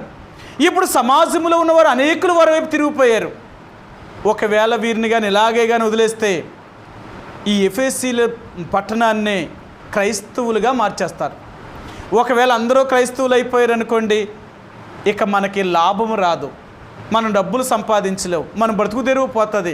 కాబట్టి ఎలాగైనా సరే ఇది మన పట్టణంలో జరగకుండా ఆపాలని ఎంత అల్లరి చేశారు. సభలో తీసుకెళ్లారు, వాళ్ళని అన్యాయంగా వారి మీద శిక్ష ఎన్నో మోపారు, ఎంతో ఇబ్బంది పెట్టారు, ఎన్ని సమస్యలు తీసుకొచ్చారు ఇక్కడ. ఈనాడు ఎందుకు వీళ్ళందరికీ కూడా క్రైస్తవ మతం నిజంగా వాళ్ళకి వ్యతిరేకమైందా అంటే కాదు. ఎందుకో తెలుసా, వాళ్ళ లాభసాటి పోతుంది కాబట్టే ఈనాడు క్రైస్తవుల మీద ఇంత రకంగా దాడులు చేస్తున్నారు. ఈ దాడులు ఎందుకు అంటే అందరూ క్రైస్తవులు అయిపోతే ఇక మన మతాన్ని ఎవరు ఆచరిస్తారు, మన మతాన్ని మనం కాపాడుకోవాలా అని ఎంత దుర్మార్గమైన పనులు చేస్తున్నారు. కాబట్టి ఈరోజు దేవుడు అనేది ఏంటో తెలుసా, దేవుని యందు భయభక్తులు కలిగిన వారు అనేవారు ఎక్కడున్నా యథార్థమైన జీవితాన్ని జీవించేవారండి. అందుకనే వీళ్ళు మనుషులకు భయపడేవారు కాదు, దేవునికి మాత్రమే భయపడతారు. వాళ్ళు ఎక్కడున్నా ఏ స్థానంలో ఉన్నా వారు దేవునికి భయపడేవారు కనుక తప్పు చేయడానికి ఎట్టి పరిస్థితుల్లో వారు ఇష్టపడరు. అదండి భయం. మన భయం ఎలాగుండాలో తెలుసా, తప్పు చేయకుండా ఉండడానికి మనం భయపడాలా. తప్పు చేసిన తర్వాత భయపడడం కాదు, తప్పు చేయకుండా భయపడాలా. కాబట్టి ఈరోజు దేవుడు అంటున్నాడు, మనం యెహోవా యందు భయభక్తులు నిజంగా కలిగి ఉంటే మీకు నీతి సూర్యుడు ఉదయించగలుగుతున్నాడు. ఆ ప్రభువు మన మీద ఉదయించగలుగుతున్నాడట. ఎప్పుడైతే యేసు ప్రభువారి యొక్క వెలుగు మన మీదకి రాగలుగుతుందో ఆ వెలుగు వలన మనకు అనేకమైన లాభాలు కలుగుతున్నాయి. మీకు ఒక మాట చెప్తాను, ఇక్కడ చెప్పాడు కదా, ఆ నీతి సూర్యుడు మీకు ఉదయించును, అతని రెక్కల కింద ఆరోగ్యము కలుగుతుంది. ఒక మనిషికి ఆరోగ్యం ఎలా కలుగుతుందంటారు? ఒక మనిషి ఆరోగ్యంగా ఎలాగ ఉంటాడంటారు? ఆరోగ్యానికి గల సూత్రాలు ఏంటి? ఈ రోజుల్లో వాట్సాప్ కొడుతుంటే ఆరోగ్య సూత్రాలు ఎన్ని రకాలుగా చెప్తున్నారో, ఎంతమంది చెప్తున్నారు. సరే, ఇప్పుడు మనం కొన్ని ఆలోచిద్దాం. ఆరోగ్యానికి మొదటి సూత్రం ఏంటి? ఆరోగ్య సూత్రాలు ఏంటి? ఒకటి ప్రశాంతమైన జీవితము. ఆరోగ్యం ఉండాలంటే ప్రశాంతమైన జీవితం అట. ఇంకా ఆహారము ఉండాలా. ఆరోగ్యంగా మనిషి ఉండాలంటే ఆహారం ఉండాలా. ఇంకా మనిషికి ఆరోగ్యం ఉండాలంటే ఇంకేం చేయాలా? ఇప్పుడు ఒకప్పుడైతే కాలువలో నీళ్ళు, నూతులో నీళ్ళు అలాగే తాగేవాళ్ళు. ఇప్పుడు మనం తాగేదంతా మినరల్ వాటర్ తాగుతున్నాం. కారణం ఏంటంటారు? ఆరోగ్యంగా తాగే నీరు కూడా పరిశుద్ధమైన నీరు ఉండాలా. ఆహారంలో జాగ్రత్త ఉండాలా, తాగే నీరులో జాగ్రత్త ఉండాలా, మనసుకి ప్రశాంతత అవసరం. ఇంకా రోజు ఎక్సర్సైజ్ కొంత చేయడం వల్ల మనకు కొంత ఆరోగ్యం కలుగుతుంది. ఇంకా ఆరోగ్యం ఎలాగుంటుందండి? ఇక చెప్పుకుంటూ పోతే చాలా చెప్పుకోవచ్చు ఇవన్నీ. అందుకనే దేవుడు అంటున్నాడు, నీ మనసుకి ప్రశాంతత కావాలన్నా, నీకు మంచి ఆహారం కావాలన్నా, నీకు మంచి నీరు కావాలన్నా, నీకు మంచి నివాసము కావాలన్నా, నీకు మంచి బట్టలు కావాలన్నా, ఇవన్నీ కలగాలి అంటే ఆ దేవుడు నీతో ఉండాలా. అర్థమైందా? అందుకే దేవుడు అన్నాడు, నీకు ఆరోగ్యం ఎప్పుడు కలుగుతుందో తెలుసా? ఆ దేవుడు నీతో ఉన్నప్పుడు. ఆ దేవుడే నీతో లేనప్పుడు నీకెక్కడది ఆరోగ్యం? అందుకనే అన్ని రకాలుగా సమస్యలతోటే జీవితం వెళ్తూ ఉంటుంది అన్నమాట. సరే, మీకు ఆ మాట చూపిస్తాను. యెషయా గ్రంథము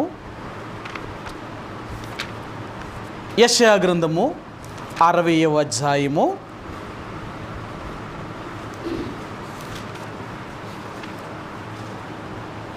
1-2 వచనాలండి. 60వ అధ్యాయము 1-2 వచనాలు. నీకు వెలుగు వచ్చి ఉన్నది, లెమ్ము తేజరెల్లెము, యెహోవా మహిమ నీ మీద ఉదయించును. చూడుము భూమిని చీకటిని కమ్ముచున్నది, కటిక చీకటి జనములను కమ్ముచున్నది, యెహోవా నీ మీద ఉదయించుచున్నాడు. చూసారా? సరే, 3వ వచనం. జనములు నీ వెలుగునకు వచ్చెదరు, రాజులు నీ ఉదయకాంతికి వచ్చెదరు. ఇంకొక మాట ఏంటంటే చూడండి, 5వ వచనం. నీవు చూచి ప్రకాశింతువు, నీ గుండె కొట్టుకొనుచు ఉప్పొంగును, సముద్రపు వ్యాపారము నీ వైపు త్రిప్పబడును, జనముల ఐశ్వర్యము నీ యొద్దకు వచ్చును. ఆ వెలుగు నీ మీదకి రావస్తే ఆ వెలుగు, ఆ ప్రకాశం నీ మీదకి వస్తే ఎన్ని లాభాలు ఉన్నాయో చెప్తున్నాడు. అందుకన్నాడు, అతని రెక్కల కింద నీకు ఆరోగ్యం కలుగుతుంది. ఆ నీతి సూర్యుడు ఎప్పుడైతే ఎవరిలో అయితే ప్రకాశించగలుగుతున్నాడో, ఎవరి జీవితాన్ని అయితే వెలిగించగలుగుతున్నాడో, వెలిగించబడిన వారు దేవుని యందు భయభక్తులు కలిగి ఉంటే ఆ వెలుగు వల్ల వీరికి ఆరోగ్యం కలుగుతుందండి. ఆరోగ్యంగా నువ్వు బ్రతకాలి అంటే నీకు అన్ని రకాలైన వనరులు కావాలి. నువ్వు తినడానికి కానీ, త్రాగడానికి కానీ, ఉండడానికి కానీ, కట్టుకోవడానికి కానీ, నువ్వు జీవించడానికి కావలసిన అన్ని రకాలైన వనరులు నీకు అవసరం. ఇవన్నీ నీకు కలగాలి అంటే మొట్టమొదటిగా మనం దేవుడి మాట వినాలా. మనం నిజంగా దేవుడి మాట వింటే నిశ్చయముగా దేవుడు మనల్ని ఆశీర్వదిస్తాడు. ఆయన నీకు ఆరోగ్యము కలుగుతుందన్నమాట. అందుకనే ఈరోజు దేవుడు మనకు నేర్పించేది ఏంటంటే, నువ్వు నిజంగా దేవుని యందు భయభక్తులు కలిగి ఉంటే ఆ నీతి సూర్యుడు నీ మీద ఉదయించగలుగుతున్నాడు. ఆ నీతి సూర్యుడు నీకు ఉదయిస్తే ఆయన ఆరోగ్యం నీకు కలుగుతుంది. ఆయన ఆరోగ్యం ఇవ్వగలిగిన దేవుడు. ఆయన ఆరోగ్యం ఎలాగిస్తాడు అంటే ఈ భూమి మీద కావలసిన సమస్తమైన వాటిని నీకు అనుగ్రహిస్తాడు. అందుకే దేవుడు అన్నాడు, నిజంగా మీరు నా మాట వింటే మీరు ఎక్కడ ఉండినా మీ భూమిని నేను పండించేలాగా చేస్తాను. మీరు ఏ పని చేసినా మీ పనిలో కూడా మీకు అభివృద్ధిని కలగ చేస్తాను. మీరు ఏది చేసినప్పటికీ కూడా మీరు దీవించబడతారు. కారణం ఏంటో తెలుసా? నా యందు మీరు భయభక్తులు నిలపడం వల్ల నేను మిమ్మల్ని ఆశీర్వదిస్తాను. అందుకన్నాడు, నీ భూమి దీవించబడుతుంది, నువ్వు దీవించబడతావు, నీ వ్యాపారం దీవించబడుతుంది, నువ్వు చేసే నీ చేతి పనులన్నీ దీవించబడతాయి. ఇవన్నీ జరగడానికి గల కారణం ఏంటో తెలుసా? దేవుని యందు భయభక్తులు కలిగి ఉండడం అంతే. ఈరోజు దేవుడు అంటున్నాడు, దేవుని ప్రజలు అంత కష్టపడవలసిన అవసరం ఏమీ లేదు. నువ్వు నిజంగా దేవుని యందు భయభక్తులు కలిగి ఉంటే, ఆయన చెప్పినట్లుగా నువ్వు జీవించగలిగితే దేవుడు నిన్ను ఎంత ఆరోగ్యంగా పోషిస్తాడో, ఎంత చక్కగా పోషిస్తాడో. ఆయన నిన్ను పోషించలేదంటూ ఏమీ ఉండదు. అందుకనే మీ ఎదుట దేవుని సేవకుని దేవుడు పెట్టి పోషిస్తాడు. అందుకని అంటాడు, ఇశ్రాయేలు ప్రజలందరిలో కూడా 12 గోత్రాల్లో లేవీ గోత్రాన్నే దేవుడు ఎందుకు ఎన్నుకున్నాడు? ఆ లేవీ గోత్రం వారే ఎందుకు దేవుని సేవ చేయాలి? లేవీ గోత్రాన్ని దేవుడు ఎన్నుకున్నప్పుడు వారు కొన్ని మాటలు చెప్పాడు. ఆయన, మీరు భూమి మీద నాకు ప్రతిష్ఠించబడిన వారు కాబట్టి నా సేవను తప్ప మీరు ఇంకే పని చేయకూడదు. ఇశ్రాయేలు ప్రజల 12 గోత్రాల్లో లేవీలు ఉండాలా. వీరు ఎలాగ ఉండాలి అంటే, వీరికి భూములు కానీ, వీరికి ఇండ్లు కానీ, వారికి సొంతమైనది ఏది కూడా వారికి ఉండకూడదు. మరి ఎలా బ్రతుకుతారు అంటే, నేను పోషించేవాడిని, నేనే పోషింపజేస్తాను. ఎలాగంటే, ఇశ్రాయేలు ప్రజలు నేను సంధించి, మీరు ఎవరి మధ్యనైతే సేవను చేయగలుగుతున్నారో వారే మీకు కానుకలు తీసుకొచ్చి, మీ అర్పణలు తీసుకొచ్చి, వారు నాకు రావాల్సిన వాటిని నాకు ఇస్తారు. వాటిని తిని మీరు బ్రతకాలంతే, వాటిని తిని బ్రతకాల. అందుకనే ఇశ్రాయేలు ప్రజల్లో లేవీలు అనే వారికి దేవుడు దేవుని యొక్క మందిరంలో సేవ చేసేటప్పుడు వారికి సన్నపు నార వస్త్రములు తొడిగించేవాడు. అక్కడ 2 మాటలు చెప్పాడు. ఏం చెప్పాడు అంటే, దేవుని యొక్క మందిరములో వీరు సేవ చేసేటప్పుడు వీళ్ళ ఒంటికి చెమట పట్టకూడదట. చెమట పట్టకూడదు. లేవీలకు ఒంటికి చెమట పట్టకూడదనమాట. ఆ చెమట పట్టకుండగానే వీళ్ళ దేవుని యొక్క మందిరంలో యాజకత్వాన్ని చేయాలి. అందుకని వాళ్ళు చాలా జాగ్రత్త ఉండేవారు. వాళ్ళు అంటే లేవీలు మీరు దేవుని యొక్క మందిరంలో యాజకత్వం చేసేటప్పుడు వాళ్ళ పని ఏంటి అంటే చాలా సులభమైన పని. యాజకుడు చేయవలసిన పని ఏంటి అంటే, దేవుని యొక్క మందిరములో ఇశ్రాయేలు ప్రజల పేర్ల మీద 4 దొంతరలుగా, మరి ఆ 3 4 12 అంటే 4 దొంతరలుగా 4 లైన్లు పెట్టి 3 రొట్టెలు పెట్టాలి. ఒకటి. రెండవదిగా దీపవృక్షం మీద దీపంలో ఆరిపోకుండా ప్రతిరోజు ఆ ప్రదీపంలో నూనె పోస్తూ ఒత్తులు వెలిగిస్తూ ఉండాలి. 2. మూడవది, వారు ఆ ధూపవేదిక మీద ఉదయము మధ్యాహ్నము సాయంకాలము రోజుకి 3 సార్లు ధూపం వేస్తూ ఉండాలి. ఇదే వాళ్ళ పని. బలిపీఠం మీద అగ్ని ఆరిపోకుండా కాపాడాల. ఇది పెద్ద కష్టమేముంది, సులభమైన పనే. కానీ వాళ్ళు ఎంతగా దేవుని పని చేస్తారు అంటే, సులభంగా, ఇంతకంటే ఎక్కువ పని ఏమీ లేదు. వాళ్ళ పని ఏంటంటే ఇదే పని. మరి ఎలా బ్రతుకుతారు? కష్టపడకుండా ఎలా బ్రతకగలరు? ఈరోజు లోకంలో ఉన్న పరిస్థితులు ఏంటంటే ఒక మనిషి శ్రమ పడకుండా, కష్టపడకుండా ఎలాగ బ్రతకగలడు?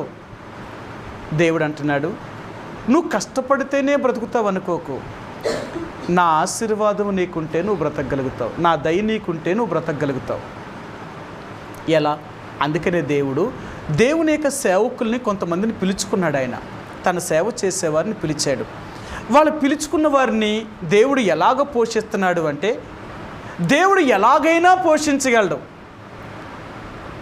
అందుకే దేవుడు అంటాడు, దేవుని సేవకులు మీ ముందు పెట్టి ఆయన చెప్తున్నాడు. ఆయన ఏం చెప్తాడంటే, నా సేవకుని నేను ఎలా పోషిస్తున్నాను చూడు. మీరు ఇంత కష్టపడుతున్నారు, రోజంతా శ్రమ పడుతున్నారు, మీ ఉద్యోగం చేసుకుంటున్నారు, మీ వ్యాపారం చేస్తున్నారు, మీ పని చేసుకుంటున్నారు. ఇంత కష్టపడి మీరు సంపాదిస్తున్నప్పటికీ కూడా మీ సమస్యలు తీరతాలేదు, మీ కష్టాలు తీరతాలేదు. కారణం ఏంటి అంటే దేవుడు అంటున్నాడు, మీరు నా మీద ఆధారపడడం తక్కువైపోయింది. మీ ఆధారం అంతా ఏంటంటే మీ బలము, మీ జ్ఞానము, మీ శక్తి, వీటి మీద నువ్వు ఆధారపడి బ్రతికినంత కాలము నీకు మేలంటూ జరగదు. నిజంగా నువ్వు నా మీద ఆధారపడి నువ్వు పని చేసినప్పుడు నేను నీకు ఆశీర్వాదాన్ని ఇవ్వగలుగుతాను. సరే, మీకు ఈ మాట చూపిస్తాను. మీకు ఇర్మియా గ్రంథము 17వ అధ్యాయము, ఇర్మియా గ్రంథము 17వ అధ్యాయము 5-6 వచనాలండి. 17:5-6 యెహోవా ఇలాగు సెలవిచ్చుచున్నాడు, నరులను ఆశ్రయించి శరీరులను తనకు ఆధారముగా చేసుకొనుచు తన హృదయమును యెహోవా మీద నుండి తొలగించుకునివాడు శాపగ్రస్తుడు. వాడి ఎడారిలోని అరోహ వృక్షము వలె ఉండును. మేలు వచ్చినప్పుడు అది వానికి కనబడదు. వాడు అడవిలో కానిన నేల యందును నిర్జలమైన సవిటి భూమి యందును నివసించును. దేవుడు అంటున్నాడు, ఒక మనిషి తన్ను తాను ఆధారం చేసుకున్నప్పుడు అది మేలు వచ్చినా కనపడదు. నీకు రాబడి వస్తానే ఉంటుంది కానీ నీకు కనపడదు. నువ్వెప్పుడూ లాస్లోనే ఉంటావు. కారణం ఏంటో తెలుసా? మనల్ని మనం నమ్ముకున్న వాళ్ళు. మనల్ని మనం నమ్ముకోకుండా మనం దేవుణ్ణే కానీ నమ్ముకుంటే, ఇక్కడ ఆయన మరో మాట చెప్తున్నాడు. సరే, ఆయన ఏం చెప్తున్నాడో చూపిస్తాను మీకు. 8వ వచనం, వాడు జలముల యొద్ద నాటబడిన చెట్టు వలె ఉండును. అది కాలువల యోరను దాని వేళ్ళు తన్నును. వెట్ట కలిగినను దానికి భయపడదు. దాని ఆకు పచ్చగా ఉండును. వర్షం లేని సంవత్సరమున చింత నొందదు, కాపు మానదు. సరే, యెహోవాను ఆశ్రయించిన వాడు ఎప్పుడూ చింత నొందడట. ఎందుకో తెలుసా? దేవుడు వాడికి ఆశ్రయముగా ఉంటాడు కాబట్టి. అందుకనే ఒక దేవుని సేవకుడిగా మేము ఎవరి మీద ఆధారపడతామో తెలుసా? నిజంగా దేవుడి మీదే మా ఆధారం అంతా. మనుషుల మీద మేము ఎప్పుడూ ఆధారపడం. ప్రభువా, మా ఆధారానికి నువ్వే నిరీక్షణ, అంతే. ఇంకెంతకంటే మాకేమీ లేదు. మాకు ఏది కావాల్సి వచ్చినా దేవుణ్ణే అడుగుతాం. అందుకని చాలామంది అడుగుతారు. నన్ను ఏమంటారు తెలుసా? నన్ను చాలామంది మొన్న అడుగుతుంటే ఒక ఆయన అడిగాడు, ఏం చేస్తున్నారా పిల్లలు అని అడిగారు. నేను చెప్పాను, ఎలా చదివిస్తున్నావురా అని అన్నారు. నేను అన్నాను, నేను చదివించడం ఏంటి, దేవుడే చదివిస్తున్నాడు. నా శక్తి, నా బలం నాకున్నది ఏమీ లేదు. ఒరే, నువ్వు అలాగంటున్నావు, నాకు అర్థం కావట్లేదు. ఈరోజు నేను గవర్నమెంట్ ఉద్యోగిని. నా జీతం ఎంతో తెలుసా? ఇంత జీతగాడిని అయ్యండి 2 పిల్లలను చదివించడానికి ఎన్ని కష్టాలు పడుతున్నాను తెలుసా? ఈరోజు మరలా నువ్వు చదివించే చదువులేమో ఇంత గొప్ప, మళ్ళీ ఇలాంటి చదువులు చదివిస్తున్నావు. ఎంత ఖర్చు అవుతుందో తెలుసా? నేను ఒకటే అన్నాను, అదేంట్రా నువ్వు అలాగంటావు? నేను నమ్మిన దేవుడు గొప్పోడు. పోనీ మీ సంఘం ఎంతమంది ఉంటారా? 100 మంది ఉంటారా అని అడిగారు. నేను అన్నాను, నా సంఘం 100 మంది ఏంట్రా బాబు, పట్టుమని 15 మంది ఉండడం గొప్ప. నా సంఘానికి ఆదివారం వచ్చిన వాళ్ళు చూస్తే ఆ పిల్లలు పెద్దోళ్ళు అందరం లెక్కెత్తే ఒక 22-23 మంది ఉంటాం. అందులోనే మేము 4-5 మేమే ఉంటాం అందులో. ఆలోచించు. మరి సంఘము లేకుండా, నీకు రాబడి లేకుండా నీకు ఎలా చదివిస్తున్నావు? అదే అద్భుతం రా, అదే అద్భుతం. ఏంటో తెలుసా? నా దేవుడే నాకు సహాయం చేయగలుగుతున్నాడు. అది ఎలాగా? అది ఎలాగా అని అన్నాడు. అది ఎలాగో నేనేం చెప్తాను నేను ఎలా చెప్పగలను నీకు? ఎందుకో తెలుసా, దేవుడు చేసే మేలట కంటికి కనబడదట, చెవికి వినబడదట, హృదయమునకు గోచరము కాదట. అంతేరా, దేవుడు చేసే మేలన్నీ కూడా ఇలాగే ఉంటుంది. అందుకనే నా ఆధారము దేవుడు. నేను ఎప్పుడు మనుషుల మీద ఆధారపడడం, దేవుడి మీదే ఆధారపడతాను. ప్రభా, నన్ను పిలిచిన దేవుడు, నన్ను రక్షించిన దేవుడు, నీ సేవలో నన్ను ఇంతవరకు నిలబెట్టావు, ఎంతవరకు నాకు నువ్వు సహాయం చేసిన దేవుడివి, ఇంకెందుకు నాకు సహాయం చేయలేవు, నువ్వు చేయగలవు, ఇదే నా నమ్మకం. అంతేరా, నేను దేవుణ్ణి ఎంత నమ్ముతున్నానో ఆ దేవుడే నాకు అంత సహాయం చేయగలుగుతున్నాడు. నేను ఎప్పుడూ దేవుణ్ణి అనుమానించను. నా ప్రాణం ఉన్నంత వరకు ఏమో నువ్వు చెప్తున్నా కానీ అది అసాధ్యమో, నిజమే, అసాధ్యమే. చూసేవాళ్ళకి వినేవాళ్ళకి అసాధ్యమేమో కానీ అనుభవించేవాడికి మాత్రం అది సాధ్యం. అది అందుకే దేవుడు అంటున్నాడు, నా దాసున్నే నేను ఇంతగా నేను పోషిస్తున్నప్పుడు నేను మిమ్మల్ని ఎందుకు పోషించలేను, ఎందుకు మిమ్మల్ని కాపాడలేను? నా మీద మీకు ఆ నమ్మకం లేకపోవడం వల్ల, నీ మీద నువ్వు ఆధారపడడం వల్ల. అందుకనే ఒక విశ్వాసి దేవుడి మీద ఆధారపడి బ్రతికేవాడే తప్ప తన మీద ఆధారపడి బ్రతికేవాడు విశ్వాసే కాదు. బైబిల్ గ్రంథంలో చెప్తుంది, విశ్వాసమును కర్త అయిన యేసు వైపు చూచుచు మన చూపంతా దేవుడి వైపు మాత్రమే ఉండాలా. ఇక దేవుడి మీద కాకుండా మన దృష్టి మరల్చబడకూడదు. యేసు తప్ప ఇంక ఈ లోకంలో ఎవరూ మనకు కనపడకూడదు. ఆఖరికి మనల్ని మనం కూడా చూసుకోకూడదు. నాకేంటి అని కూడా అనుకోకూడదు. ప్రభా, నేనే పాటు వాడిని, ఈరోజు ఉంటాను, రేపు మట్టిలో కలిసిపోతాను, నేను ఎందుకు పనికి వస్తాను, నా మీద నేను ఏమైనా గర్వించగలను, నేను ఏమని ఉండగలను, నేనంతటి వాడినేమీ కాదు, లేదా అంతటి దాన్ని కాదు, నన్ను క్షమించు. ఎప్పుడూ కూడా నీ మీద విశ్వాసంతో జీవించే బిడ్డగా సిద్ధపరచు. అందుకని అంటాను, నమ్మకంగా దేవుని సేవను చేసే ప్రతి దైవజనుడిని కూడా దేవుడు వారిని అద్భుతంగా పోషించగలుగుతాడండి. దేవుడు ఎలా పోషిస్తాడు అంటే అది దేవుడికి తప్ప, ఆయనకి తప్ప ఇంకెవ్వరికీ తెలియదు. అందుకనే దేవుడు అంటున్నాడు, నువ్వు నిజంగా నా మీద ఆధారపడు, నా మీద నువ్వు ఆధారపడినంత కాలము కూడా నిన్ను కానీ నీ కుటుంబాన్ని కానీ ఎప్పుడైనా నేను వదిలేస్తానేమో చూడు. అందుకన్నాడు, నీతిమంతుల యొక్క సంతానాన్ని దేవుడు ఎప్పుడూ విడిచిపెట్టడండి. మనం యథార్థంగా దేవుళ్ళో జీవించినంత కాలము దేవుడు ఎప్పుడు విడిచిపెట్టడు. అందుకే దేవుడు అంటున్నాడు, ఈ నీతి సూర్యుడు మీ మీద ఉదయిస్తాడు, మీకు ఆరోగ్యము కలుగుతుంది, నీకు అన్ని రకాలుగా దేవుడు నీకు సహాయము చేయగలుగుతాడు. ఆయన యందు భయభక్తులు కలిగి ఉండడానికి ప్రయత్నించేద్దాం. ఈ రాత్రి దేవుడు మరలా అంటున్నాడు, యెహోవా యందు భయభక్తులు కలిగిన వారికి ఏ మేలు కొదువై ఉండదు. మనం నిజంగా దేవుని యందు భయభక్తులు కలిగి ఉంటున్నామా? భక్తి ఉంటే భయం లేదు, భయం ఉంటే భక్తి లేదు. ఇలాంటి జీవితాన్ని జీవించుకుంటూ వెళుతూ ఉంటే మన జీవితంలో ఆరోగ్యము అనేది, ప్రశాంతత అనేది, నీకు నీ ఇంటికి సమృద్ధి అనేది ఎలా కలుగుతుంది? అందుకనే అంటున్నాడు, మనకెంత వస్తున్నా మన రాబడి ఎంతటిని లాస్లోకే వెళ్ళిపోతున్నాం. కారణం ఏంటో తెలుసా? దేవుని యందు భయభక్తులు లేకపోవడం వల్ల, మనల్ని మనం నమ్ముకోవడం వల్ల, మనం మన మీద ఆధారపడడం వల్ల, లేక మనుషులు దేన్ని సంపాదించుకోవాలనుకోవడం వల్ల. ఈ మనుషులు ఈరోజు వాళ్ళు ఉంటారు, రేపు లేకపోవచ్చు. ఒక ఆయన నాకు ఇలా చెప్పాడు, వాళ్ళ పిల్లలకి ఇలా చెప్తాడట. ఆయన డ్యూటీలో ఉంటాడు, నెల 2 నెలలతో ఒకసారి ఇంటికి వెళ్తాడట. వాళ్ళ 3 పిల్లల్ని, తన కొడుకుని, 2 ఆడపిల్ల కవల పిల్లలు అనమాట, 2 పిల్లల్ని ఆయన వచ్చినప్పుడు చెప్తాడట. ఆయన ఏం చెప్తాడంటే, అమ్మా, మీరెప్పుడు కూడా మా నాన్న, మా అమ్మ, మా అమ్మమ్మ, మా తాతయ్య వీళ్ళందరూ ఉన్నారు, మాకేంటి అనుకోకు. ఎందుకో తెలుసా? ఈరోజు ఉంటాను, రేపు ఉండకపోవచ్చు. నేనైనా, అమ్మమ్మ అయినా, అమ్మమ్మ అయినా, తాతయ్య అయినా, లేకపోతే నాయనమ్మ అయినా, ఇంకెవరైనా సరే ఎంతకాలం ఉంటామో మేమేం గ్యారంటీ లేదు. మీరెప్పుడు కూడా యేసయ్య మాకెప్పుడు నువ్వు తోడుగా ఉండాలి తండ్రి, యేసయ్య నువ్వు మాతో ఉంటే చాలు తండ్రి అని ఎప్పుడూ మీరు దేవుణ్ణి అలాగ అడగండి. ఎందుకో తెలుసా? మేమైతే కొద్ది కాలమే ఉంటామే తప్ప దేవుడైతే ఎప్పటికీ ఉండేవాడు. అందుకని సార్ నేను ఇదే చెప్తాను నా పిల్లలకి, మా అమ్మ నాన్న మా వాళ్ళు ఉన్నారనుకోకండి. దేవుడు ఉంటే చాలు. ఎప్పుడూ దేవుడిని అదే మాట అడగండి, నువ్వు ఉంటే చాలు తండ్రి మాకు. అర్థమైందా? మన పిల్లలకు మనం నేర్పించేది ఏంటి తెలుసా? నేను ఉన్నంతవరకు మీలకి ఏ లోటు రానివ్వను. మనం ఎంతకాలం ఉంటాం? ఈరోజు ఉంటాను, రేపు పోతాం. కానీ దేవుడు అనేవాడు ఎప్పటికీ ఉండేవాడు. అది అందుకనే ఎప్పుడు నిలిచి ఉండే దేవుడి మీద మనం ఆధారపడుతున్నామా, లేక ఈనాడు నుండి రేపు పోయే మనిషి మీద ఆధారపడుతున్నామా? ఈరోజు నీ ఆధారం ఎవరు? ఒక మనిషి.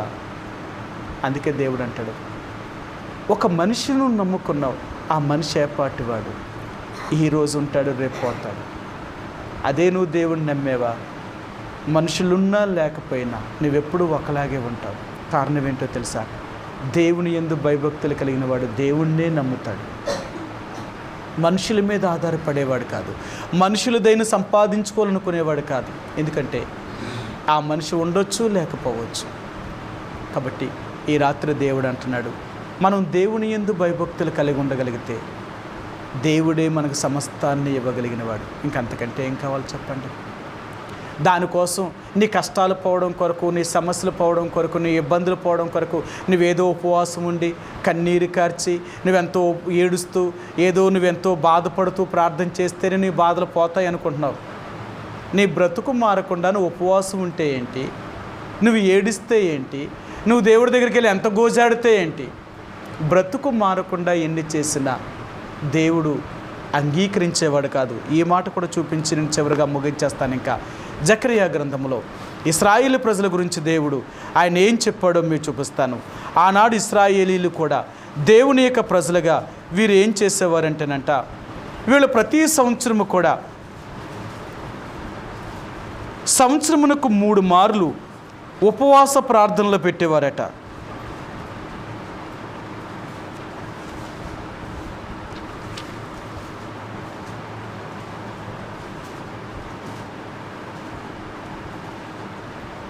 ఏడవ అధ్యాయము 5వ వచనమండి.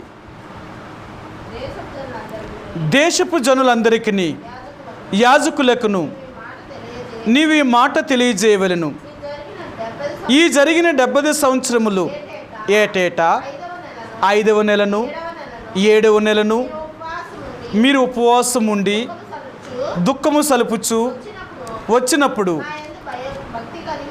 నా యందు భక్తి కలిగియే ఉపవాసం ఉంటిరా, మరియు మీరు ఆహారము పుచ్చుకొనినప్పుడు స్వప్రయోజనమునకే కదా చేసితిరి. చూసారా, ఆయన అంటున్నాడు స్వప్రయోజనమునకే కదా పానము చేసితిరి ఆయన అంటున్నాడు. కాబట్టి దేవుని యొక్క ప్రజలుగా ఆయన ఏమంటున్నాడంటే, మీరు సంవత్సరమునకు 3 మార్లు 5వ నెలను 7వ నెలను 10వ నెలను మీరు సంవత్సరమునకు 3 మార్లు ఉపవాసం ఉండి ఇలాగ మీరు ప్రార్థన చేస్తూ నా దగ్గరికి వస్తున్నారే, కానీ మీరు చేసిన ఈ ప్రార్థనలో ఎలాగుంది చూడండి. మరొక మాట చూపిస్తారు. 8వ అధ్యాయము 19వ వచనమండి. సైన్యములకు అధిపతికి యెహోవా ఆజ్ఞించుచున్నదేమనగా 4వ నెలలోను ఉపవాసము, 5వ నెలలోను ఉపవాసము, 7వ నెలలోను ఉపవాసము, 10వ నెలలోని ఉపవాసము యోధా ఇంటి వారికి సంతోషమును ఉత్సాహమును పుట్టించు మనోహరమైన పండగలగును. కాబట్టి సత్యమును సమాధానమును ప్రియముగా ఎంచుడి. ఆ రోజుల్లో వారు ఎలా చేసేవారంటే సంవత్సరమునకు 4-5 మార్లు ఉపవాస ప్రార్థనలు చేసేవారట. వీళ్ళు బ్రతుకు మారకుండా ఉపవాసం చేస్తే ప్రార్థనలు వింటాడా? ఏంటంటే ఈరోజు చాలామంది అంటున్నారు, మన దేవుడు అంట కన్నీరు కార్చేసి ఏడ్చేస్తే దేవుడు మన ప్రార్థన వింటాడట. నీ బ్రతుకు మారితే దేవుడు వింటాడా? నువ్వు కన్నీరు కారిస్తే దేవుడు వింటాడా? కాబట్టి మన జీవితం మారడం ముఖ్యం, కానీ ఏడవడం ముఖ్యం కాదు. నిజంగా ఏడ్చాము అంటే ఆ ఏడుపు మన జీవితంలో మార్పును తీసుకురావాలా. అది నిజమైన ఏడుపు. అంతేకాని ఏడుస్తూ మారకుండా అలాగే జీవిస్తే అది ఏడుపేంటి? అది తప్పది. అందుకనే కొరింథీయులకు రాసిన పత్రిక అంటాడు, రక్షణార్థమైన మారు మనసు దుఃఖాన్ని పుట్టించదట. ఈ దుఃఖము మారు మనసును కలగచేయదట. ఏడ్చేవాళ్ళు నిజంగా మార్పు చెందరండి. నిజమైన ఏడుపు ఏంటో తెలుసా? నువ్వు తప్పు చేసినప్పుడు దాని నుంచి బయటికి రావాలనే ఆలోచన వచ్చి ఏడ్చావా, అది నిజమైన దేవుడు దాన్ని కనికరించేవాడు. కాబట్టి మన పరిస్థితులు బాగుండాలి అంటే దేవుని యందు భయభక్తులు కలిగి జీవించంటే, దేవుని దృష్టిలో మనం యథార్థంగా ఆయన యందు భయభక్తులు కలిగి జీవించామా, నీ సమస్యలన్నీ తీరిపోతాయి. నువ్వు దేవుని యందు భయభక్తులు ఉంచలేదా, నీ జీవితంలో ఎన్ని సంవత్సరాలు యేసుప్రభువారు మా దేవుడని చెప్పుకున్నా నీ బ్రతుకులో ఒక్క మేలు కూడా జరగదు. సమస్యల నుంచి పడుతూనే ఉంటావు. నీ జీవితం అంతా సమస్యలతోనే పోతూ ఉంటుంది. కారణం ఏంటో తెలుసా? దేవుడు లేని జీవితం అంతా సమస్యలే. కాబట్టి ఈ రాత్రికాల సమయంలో ఆ నీతి సూర్యుడు ఉదయించి మనకు ఆరోగ్యాన్ని కలగచేయాలి అంటే మొట్టమొదటిగా మనం ఆయన యందు భయభక్తులు కలిగి ఉండాలి. మనం నిజంగా భక్తిని భయాన్ని కలిగి జీవించగలిగితే ఈ భూమి మీద ఉన్నంతకాలము నీకు కానీ నీ పిల్లలకు కానీ నీ కుటుంబంలో ఉన్నవారు ఎవ్వరికీ కూడా ఏ సమస్యను దేవుడు రానవడు. నీ ఇల్లు ఎప్పుడు కూడా ఆశీర్వదించబడుతుంది. నీ ఇల్లు ఎప్పుడూ దీవించబడుతుంది. నువ్వు ఒకరికి సహాయం చేసే ఇంటిగా ఉంటుంది తప్ప నీ ఇల్లు ఒకరి దగ్గర నుంచి సహాయాన్ని పొందే ఇంటిగా నువ్వు ఉండవు. కాబట్టి ఈ రాత్రికాల సమయంలో మనం ప్రార్థనకి వెళ్ళే ముందుగా ప్రభువుని అడుగుదాం. నిజమే తండ్రి, అనేక సార్లు నిన్ను నమ్ముకున్నాను, నీ బిడ్డలను చెప్పుకుంటున్నాను. భయం ఉంటే భక్తి లేదు, భక్తి ఉంటే భయం లేని పరిస్థితులు. అనేక సార్లు నేను కూడా అలాంటి యథార్థంగా నీ కొరకు నేను జీవించకపోవడం వల్లే నాకు ఆరోగ్యం అనేది లేక నాకు సమృద్ధి అనేది లేకుండా పోతుంది. వీటన్నిటికీ గల కారణం ఏంటి అంటే నీ యందు భయభక్తులు నిలపకపోవడమే. ఈరోజు మరలా మాట్లాడు. నిజమే, ఆనాడు ఇశ్రాయేలు ప్రజలు కూడా అలాగే జీవించారు కాబట్టి వాళ్ళు ఎన్నో సమస్యలతో వెళుతూ వచ్చారు. ఈరోజు మరలా నాతో మాట్లాడుతున్నావు. నేను కూడా మానవుడినే కదా, అనేకమైన అద్దుబాట్లు బలహీనతలు కలిగిన వ్యక్తిని. నన్ను క్షమించు. నా పరిస్థితులు ఎలాగున్నాయి, నా స్థితి ఎలాగ ఉంది. ఎక్కడైతే మనం దేవునికి వ్యతిరేకంగా ఏ విషయాల్లో అయితే మనం తప్పిపోయామో, ఏ విషయాల్లో అయితే మనం దేవుడి మీద ఆధారపడాలో ఎంతగా తప్పిపోయామో, ఇలాంటి విషయాల్ని ప్రభు దగ్గర సరిచేసుకొని ఇప్పటికైనా యథార్థముగా దేవుని యందు భయభక్తులు కలిగి జీవించామా. దేవుడు అంటున్నాడు, నేను ఆరోగ్యవంతుడిగా అంటే నిన్ను సర్వ సమృద్ధిలోనికి తీసుకొని వెళ్తాను. నేను నిశ్చయముగా నిన్ను ఆశీర్వదిస్తాను, నిన్ను గొప్పవాడిని చేస్తాను నేను అంటున్నాడు దేవుడు. అలాగ దేవుడు చెయ్యాలి అంటే ఈ దేవుని యందు భయభక్తులు కలిగి మనం ఉండాలా. అలాగున్నామా, దేవుడు నిశ్చయముగా నిన్ను నీ కుటుంబాన్ని దేవుడు పోషించి సంరక్షించి అన్ని విషయాల్లో దేవుడు మనల్ని అభివృద్ధి చేయగలుగుతాడు. ఆ రీతిగా ప్రభు మనకు సహాయం చేయనుగాక. ఈ రాత్రికాల సమయంలో కొద్ది సమయం చెదిరి ఉన్న పరిశుద్ధులైన వారి కొరకు అంటే ఈ సార్వత్రిక సంఘం కొరకు ప్రార్థన చేద్దాం. మన రాష్ట్రంలో, మన దేశంలో, ప్రపంచ దేశాల్లో ఎక్కడైతే దేవుని ప్రజలు దేవుని నమ్మకంగా సేవిస్తూ ఉంటున్నారో అలాంటి దేవుని ప్రజలు కష్టాల్లో ఉన్నవారి కొరకు, బాధల్లో ఉన్నవారి కొరకు, ఇబ్బందుల్లో ఉన్నవారి కొరకు, అనారోగ్యంతో ఉన్నవారి కొరకు, ఆర్థిక సమస్యలతో బాధపడుతున్న వారి కొరకు ఇలా దేవుని ప్రజల కొరకు ప్రార్థన చేయండి. విశ్వాసీయ కుటుంబంలో రక్షణ లేని వారి కొరకు, సంతానం లేని వారి కొరకు, అలాగే వివాహములకు ఎదురు చూస్తున్న యవన బిడ్డలు వివాహములు జరిగేలాగా, అలాగే మరి ఇంకా వృద్ధాప్యులు ఉన్న వారి కొరకు, చదువుతున్న బిడ్డల కొరకు, ఎగ్జామ్స్ రాస్తున్న బిడ్డల కొరకు ప్రార్థన చేయండి. అలాగే ఎన్నో కోట్ల మంది మన దేశంలో రక్షణ లేని వారి కొరకు ప్రార్థన చేయండి. మరి అలాగే ప్రపంచ దైవ సేవకులు మన రాష్ట్రంలో, మన దేశంలో, ప్రపంచ దేశాల్లో ఎక్కడైతే నమ్మకంగా దేవుని సేవను చేస్తున్నారో దైవజనుల కొరకు ప్రార్థన చేయండి. వారి అవస్థతులు తీర్చి దేవుడి సంఘాలను దేవుని రాకడ కొరకే సిద్ధపరిచేలాగా, అలాగే మరి ప్రపంచ దేశాల్లో, మన దేశంలో, మన రాష్ట్రంలో దేవుని నమ్ముకున్న దేవుని ప్రజల మీద జరుగుతున్న దాడులు ఈరోజు బీజేపీ వారు, ఆర్ఎస్ఎస్ వారు, శివసేన, బజరంగ దళ వారు, విశ్వ హిందూ పరిషత్ వారు మన దేశంలో ఎంత భయంకరంగా క్రైస్తవుని హింస పెడుతున్నారో చూస్తున్నాం. దేవుడు ఈ పరిస్థితులన్నీ దేవుని యొక్క రాకడికి సమీపంగా ఉన్నాయి. హింసించబడుతున్న ప్రజలకు కావలసిన ఆదరణ, ధైర్యాన్ని, నెమ్మదిను, స్వస్థతను నిగ్రహించేలాగా ప్రార్థన చేయండి. హింసిస్తున్న వారి యొక్క కఠిన హృదయాన్ని దేవుడు, సాతానుడి యొక్క చేతిలో నుంచి దేవుడు వారిని విడిపించి వారి కఠిన హృదయాన్ని తీసివేసి దేవుడు మాంసపు హృదయాన్ని అనుగ్రహించి వాళ్ళు కూడా రక్షణ పొందే భాగ్యాన్ని దేవుడు అనుగ్రహించేలాగా ప్రార్థన చేయండి. అలాగే మరి తిరిగి హెబ్రోను ద్వారా జరుగుతున్న పరిచర్య కొరకు ప్రార్థన చేయండి. అలాగే మరి నర్సుపూడి, అనపర్తి చుట్టూ ఉన్న ప్రాంతాల కొరకు, కాకినాడ, పెద్దాపురం ఉన్న వారి కొరకు ప్రార్థన చేయండి. అలాగే మరి తిరిగి మరి ఏలేశ్వరము, రాజవొమ్మంగి, కొండపల్లి ఉన్న విశ్వాసుల కొరకు ప్రార్థన చేయండి. మరి అలాగే నర్సీపట్నం కొరకు ప్రార్థన చేయండి. స్థానిక సంఘం కొరకు ఆదివారం పరిచర్య కొరకు ప్రార్థన చేద్దాం. దేవుని మందిరానికి వస్తున్న దేవుని యొక్క ప్రజలు ఏది వింటున్నారో దాన్ని అనుసరించేలాగా ప్రార్థన చేయండి. ఒక ఆదివారం మాత్రమే వచ్చిపోయే క్రైస్తవులు కాదు, మధ్యలో ప్రతి కూడికకు దేవుని ప్రజలు దేవుని యొక్క ఇంటికి రాగలే ఆసక్తిని వారికి అనుగ్రహించేలాగా ప్రార్థన చేయండి. అలాగే మీ కుటుంబంలో ఉన్న సమస్యల కొరకు, మీ వ్యక్తిగత జీవితంలో ఉన్న సమస్యల కొరకు ప్రార్థన చేయండి. అలాగే మన రాష్ట్రంలో, మన దేశంలో, ప్రపంచ దేశాల్లో ఎన్నో వ్యాధుల చేత బాధించబడుతూ హాస్పిటల్ ఉంటున్న రోగుల కొరకు ప్రార్థన చేయండి. దేవుడు వారిని స్వస్థపరిచి, వారి ఆర్థిక పరిస్థితులు చక్కపరిచి, రక్షణ లేని వారికి దేవుడు రక్షణ దయచేసేలాగా, ఆత్మవిశ్వాసం లేని వారిని ఆత్మీయంగా బలపరిచేలాగా ప్రార్థన చేయండి. అలాగే ఇంకా ఎవరైతే మన ప్రార్థన సహాయం కోరుతున్నారో అలాంటి వారి కొరకు ప్రార్థిస్తామండి. ఆ రీతిగా కొద్ది సమయం ఒకరి తర్వాత ఒకరు మనం ప్రార్థనలోనికి వెళదాం. కొద్ది సమయం ప్రభు యొక్క సన్నిధిలో మనం ప్రార్థించుకుందామండి.